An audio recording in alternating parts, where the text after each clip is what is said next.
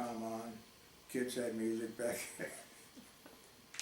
You know when a trailer's moving across the road, or when you come into town, hitting the brakes, doing this, that, and the other, there's something really, really super cool about laying in, you know, because it's got the beds, laying in the bunk there, whatever bed is yours, and they got the hand crank windows, opening the window and the breeze is going by and you're watching things going by on the freeway, you're getting past or dad's passing, and it's just it's a lot of fun. And then like you gotta go to the bathroom, you make up an excuse to go walking down the length of the trailer to whatever you gotta do and stuff, and it was a lot of fun. We would stop places. I remember I got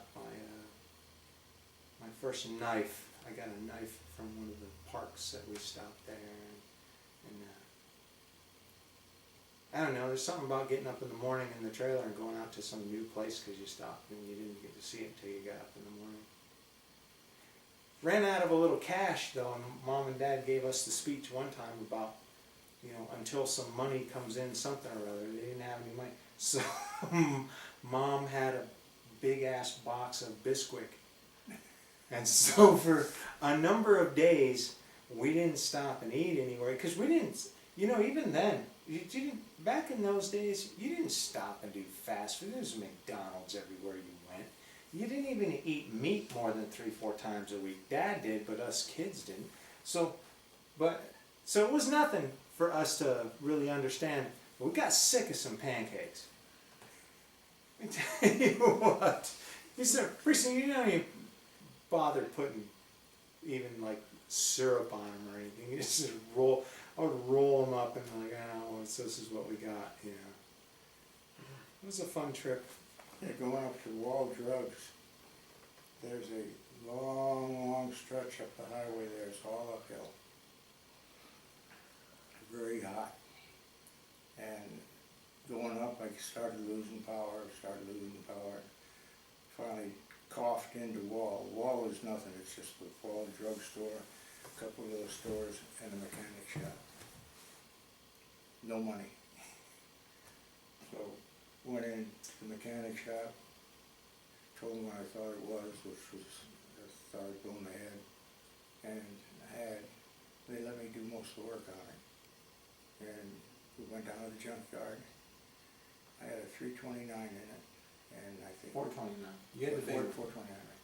429, and I think what we picked up was a 428 head off of a wreck, and put it in the engine, and everything else we just cleaned up because we didn't have money for the parts.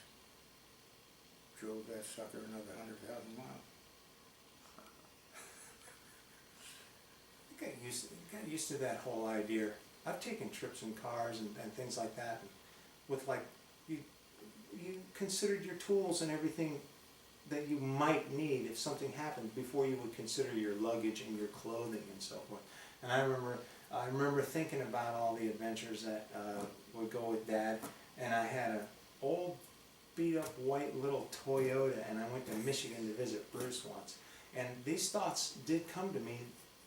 There were stars in the sky, but no light. It was extremely dark. And I'm rolling along, and I got all my tools, I got my stuff just in case. Everything except the flashlight. I'm rolling along, and it shuts off.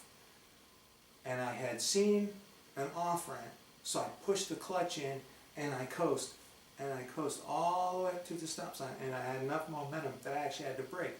So I stopped, right? And I set the little parking brake, and this is a little piece of shit car, $800.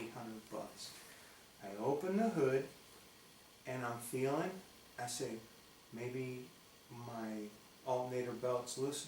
No, my alternator's not there. It wasn't there. I said, oh my gosh. I'm like, holy crap. And I think about all my lessons and what do you do in situations. So I go feeling around, and there's my alternator on the next bolt down that had also moved out, and it's laying crooked, and the belt's still there. I'm like, oh yes. And I had a skid pan on this little car, and I found the hardware, and I get the alternator in there, and I slide the bolt in after I get the belt on.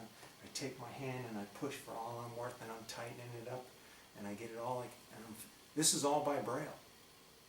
Only because I had worked on that before. I had a mental image. So I get the car in neutral and I start shoving across the road. Now meanwhile, not a car had gone by. Nothing. I don't know where I was. Somewhere in Ohio, somewhere. And I get down on the on-ramp onto the freeway, which has a mild slope, and I run like hell.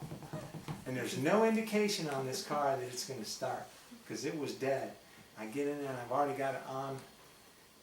Get the neutral, in second, and it, and the lights flash, and the whole thing comes on, and I drive the rest of the way to Bruce's house. That very night, I said, I am not shutting this thing off. I drove the rest of the way. After emergency work like that. Now, I attribute my little those little successes to the fine training at the Ernie Cates School of Mechanics. We had a Volkswagen, 56 Volkswagen, real nice. Coming out of Michigan, we were heading back down here to Camp Lejeune. No, to Paris Island. We're heading down to Paris Island. And coming into West Virginia, the clutch wire breaks. Now the old Volkswagens had wires going back to the clutch and shifter. It breaks, no way to fix it. No tool is going to put that wire back together.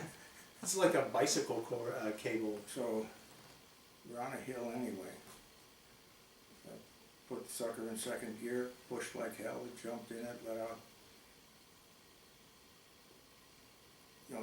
Shoved it up into second gear, sat my butt down, and she thump, thump, thump, boom, took off, and I got no clutch.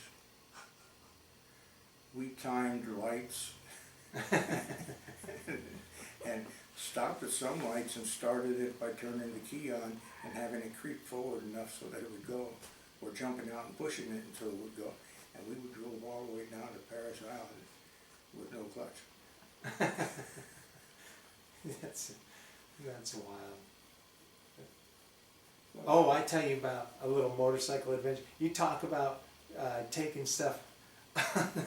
I got a brother. I don't know if people are going to be watching this that know our whole family. Not everyone that watches this maybe or gets this information even knows necessarily our family or who we are. But I got a brother, and he's had his adventures as well. So we're living in Southern California at the time. I'd just gotten out of basic and AIT with the part-time military in a tank, right? And we got Harleys. We got Harley Davidsons. And my brother would bum like 20, 25 bucks off of my dad. And he would go all the way down Southern California to see friends. And he would tell me how he had it plotted out. He says, well, you got so much for gas, and so much for burgers, and so much for cigarettes. Well, anyway, in between us and there is the grapevine. He's got to go across the grapevine, this real cold piece of freeway. Yeah, about 4,500 to 5,000 feet.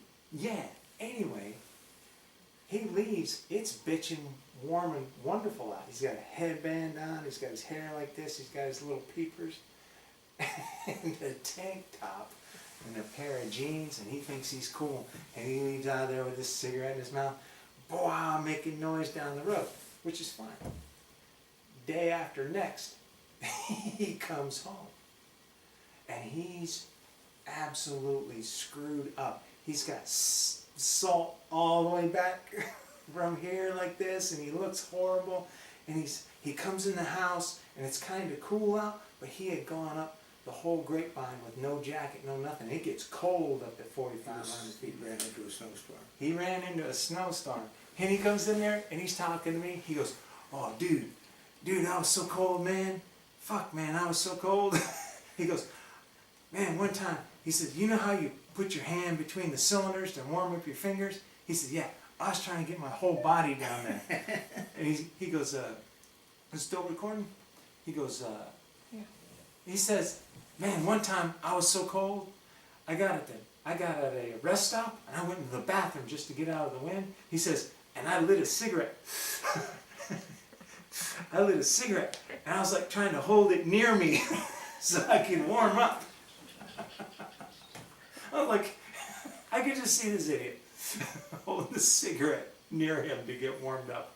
Oh my gosh, it was hilarious. And, but he would leave out like that on a $20 bill. Yeah, we'd be running on a run. Every Sunday we had a run. Running on, and we're riding together, and there's maybe 30, 40 bikes behind us. And Eric would come up alongside and say, "I'm going to Dad, I'm going down south." I said, "Okay, go ahead," and take off. Wouldn't see him for a week or so. Yeah, he'd stay on couches or whatever. Sometimes sleep outside. Oh, traveling. This is a complete. Do we have enough time on this thing? Is it